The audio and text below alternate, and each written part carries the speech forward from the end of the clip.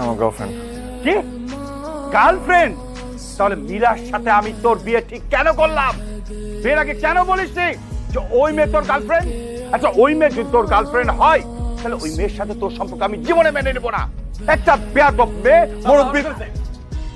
মানে তুমি আমার বাবা হয়ে গেছো দেখে কি আমার লাইফের গেম প্যাড তোমার হাতে নাকি যে যখন ইচ্ছা তখন নাড়াবা?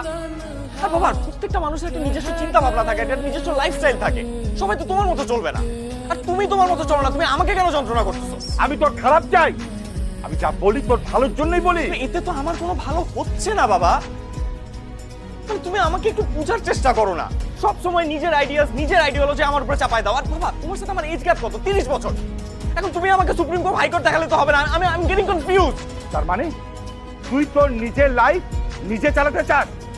চালা না, চালা না, সমস্যা কোথায়? আমার গার্লফ্রেন্ড।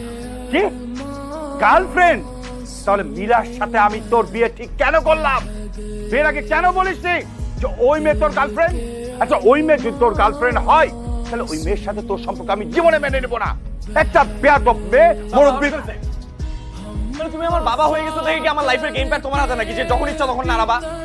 আর বাবা, প্রত্যেকটা মানুষের একটা নিজস্ব চিন্তা ভাবনা থাকে, একটা নিজস্ব লাইফস্টাইল থাকে।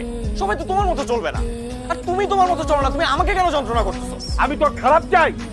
আমি যা বলি তোর ভালোর জন্যই বলি। এতে তো আমার কোনো ভালো হচ্ছে না বাবা। মানে তুমি আমাকে একটু বুঝার চেষ্টা করো না। সব সময় নিজের আইডিয়াস, নিজের আইডিওলজি আমার উপরে চাপায় দাও। আর বাবা, তোমার সাথে আমার এজ গ্যাপ কত? 30 বছর। এখন তুমি আমাকে সুপ্রিম কোর্ট হাইকোর্ট দেখালে তো হবে না। আমি গেটিং কনফিউজ। তার মানে তুই তোর নিজের লাইফ নিজে চালাতে চাস? চালা না, চালা না, সমস্যা কোথায়?